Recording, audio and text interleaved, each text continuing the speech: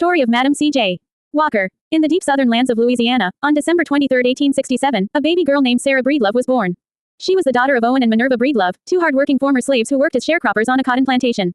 Life was harsh, and the family struggled every day to survive in the post-slavery America. Sadly, by the age of 7, Sarah was left an orphan. Both her parents passed away, leaving her to live with her older sister and brother-in-law. There was no school nearby, and she never had the chance to receive a formal education. As a child, she worked in cotton fields, picking cotton under the hot Louisiana sun.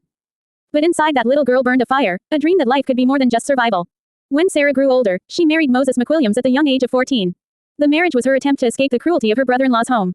A few years later, her husband died, leaving her alone once again, this time with a young daughter, Lelia. She moved to St. Louis, Missouri, where her brothers worked as barbers. There, Sarah started working as a washerwoman, earning just a few dollars a week. It was during these years that she faced a personal struggle, severe hair loss caused by stress and poor living conditions. This pain, however, became the spark that would change her destiny. Sarah began experimenting with homemade remedies and hair products. Her determination led her to discover a formula that restored her hair. Realizing that many African American women suffered from similar problems, she decided to turn her discovery into a business. In 1905, she founded the Madam C.J. Walker Manufacturing Company, naming herself after her second husband, Charles Joseph Walker. She started selling her products door to door, teaching other women how to care for their hair, and soon, she began training women as Walker agents, empowering them to earn a living through her company. Her business grew rapidly. She opened factories, training schools, and beauty salons across the country.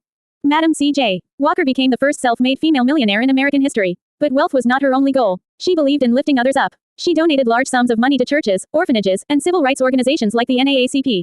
However, her journey was not without challenges. The economy shifted, competition rose, and she faced health problems due to hypertension.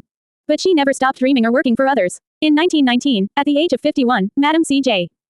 Walker passed away at her beautiful estate, Villa Luero, in New York. Her daughter, Aurelia Walker, took charge of the company after her death, continuing her mother's legacy. Today, the Madam C.J. Walker brand still exists as a symbol of strength, courage, and empowerment.